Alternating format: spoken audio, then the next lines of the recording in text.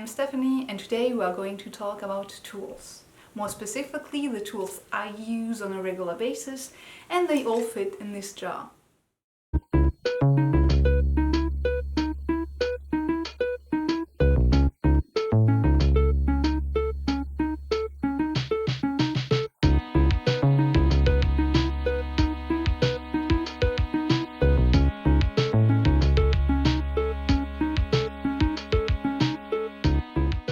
I think the needle tools are probably the most useful, and I don't really think that you can do without.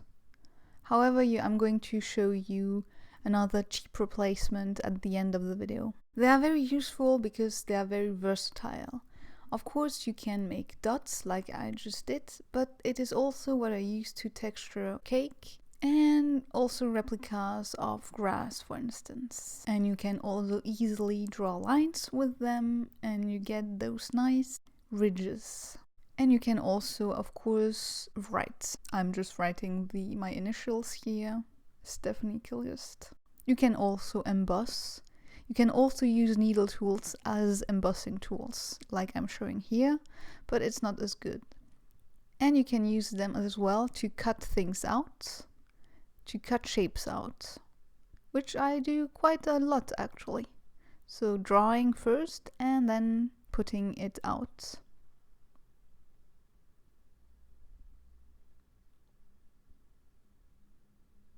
And of course you can make holes. And probably a lot more. It's a tool. You can do whatever you want with it. This is the technique I use to make donuts.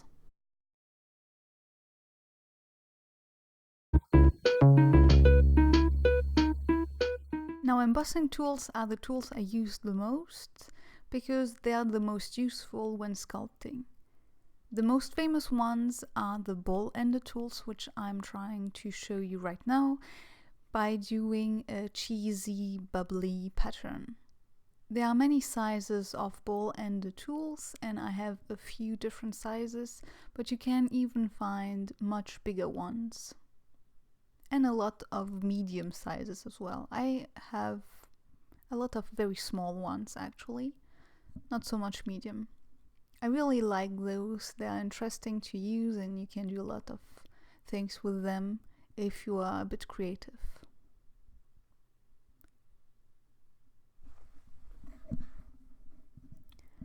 I also used this tool to make the lotus pods. So here I'm trying to replicate what I did on the lotus pods. Not trying, actually replicating. I have a video on that one if you want to see the full tutorial. And here I'm also showing you that when you do lines, you kind of make a ridge.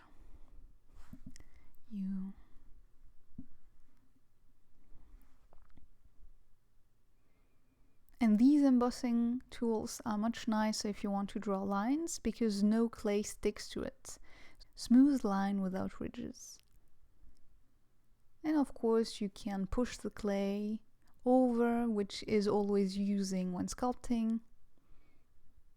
And since those particular tools don't keep the clay around, it's easy to push it.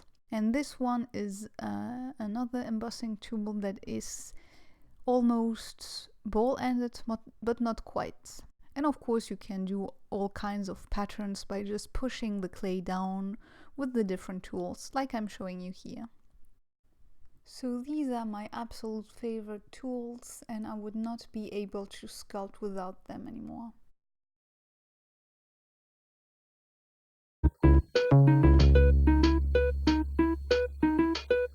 The silicone tools are very useful to smooth out one different lump of clay on another one, like a nose if you will, or a lump or something like that. So you push the clay down and you smooth it so you don't have any hard edges.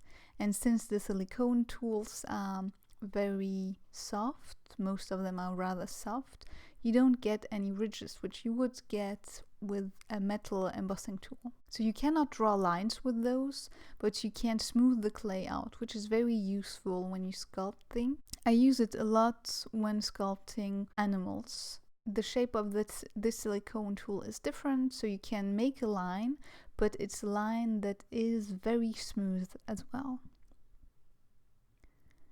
Basically, silicone tools, what you have to remember is that you get something that has a very smooth result and you don't get hard ridges. So it can be useful in some sculpts and less in others. They are often called clay shapers as well, or sometimes can be found next to dry pastels in art supply shop. And here I'm just pushing the clay around to show you how it works. Those silicone tools are very useful if you want to push clay around without leaving too much of a mark.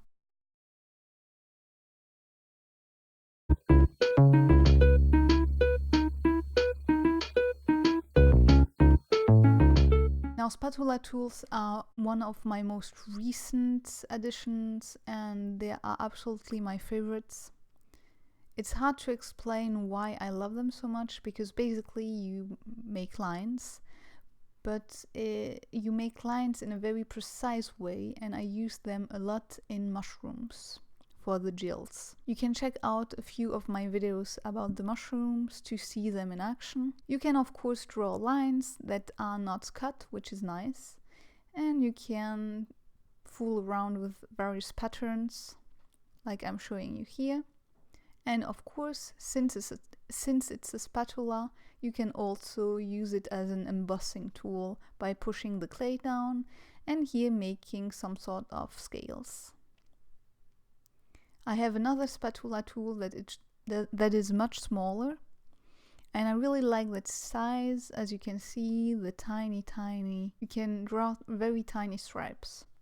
And then of course you can draw lines that are very smooth and quite ideal if you want to replicate skin. It's quite useful. If you want to know which tools exactly I'm using or where I got mine, please check the box below.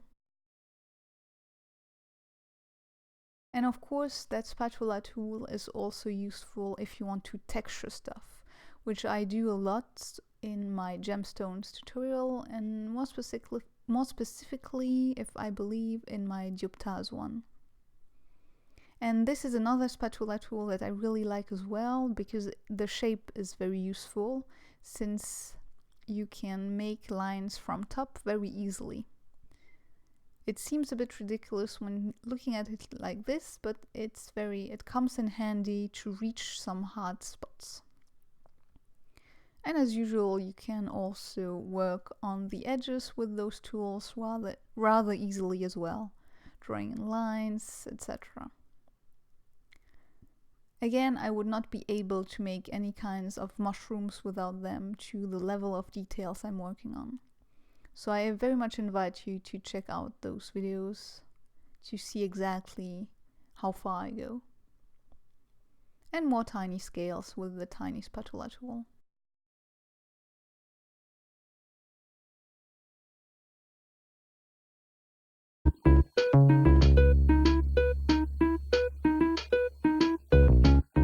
Now, blades and cutting tools are obviously very useful. An exacto knife is very cool to draw very precise shapes and to cut them out, like I'm showing you here. I'm cutting out an S.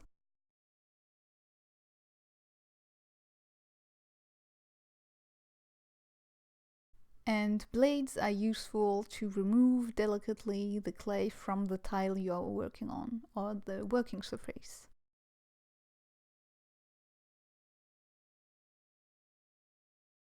And of course it's useful to cut things, like an exclamation mark. I have various blades. Some are specifically made for polymer clay, some are just regular blades that I really love. And I also have a kitchen knife that I use to roughly cut polymer clay into small bits. But if you want a precise cut and something a bit smaller and nicer, you will need a blade.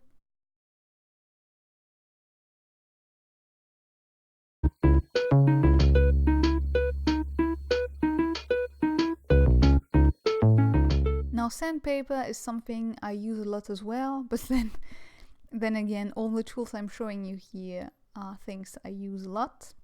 Sandpaper is useful to give some texture, like on oranges for instance, if you think about food, but even on bread or cake.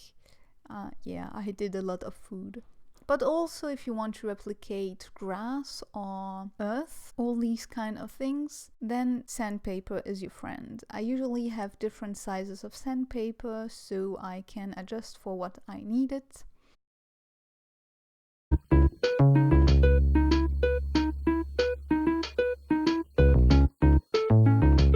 Brushes are something I use a lot for different things. I have a few brushes that I use to put some dry pastel on the clay, so to color it.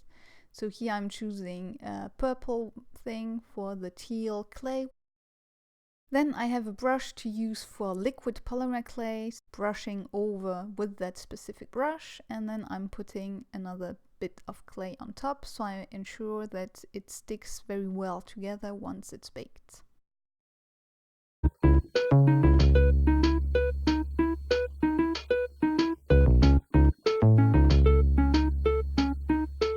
And finally tweezers, which I use to put some baked clay in raw clay, and also to pick up stuff that is baked and too tiny to handle with bare hands. No money for these expensive tools? Yeah, I understand that, but I got you for that too.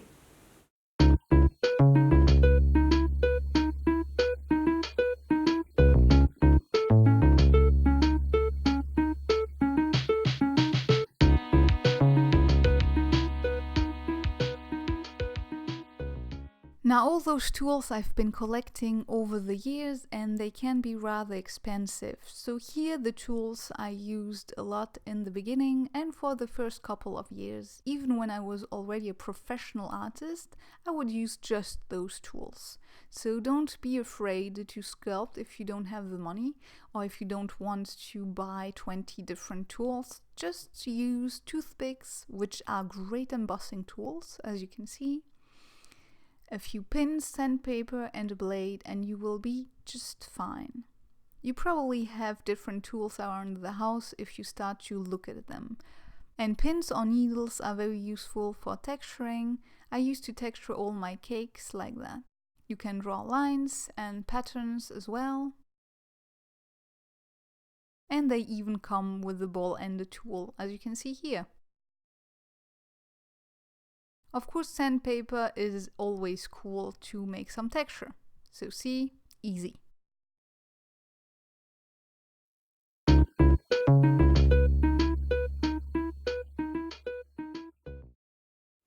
I put links for all my tools just below in the description box. And this is it. I really hope you enjoyed this video. If you liked it, give it a thumbs up, maybe subscribe. Don't forget to comment and share, and maybe even become my patron over on Patreon. That would greatly help. In any case, thank you so much for watching, and I will see you in my next video. Bye!